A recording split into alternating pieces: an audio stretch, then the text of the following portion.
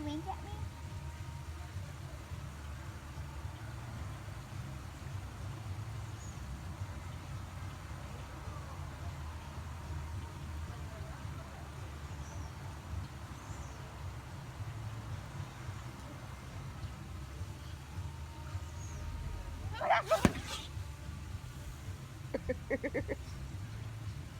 Oh my god. That's scary.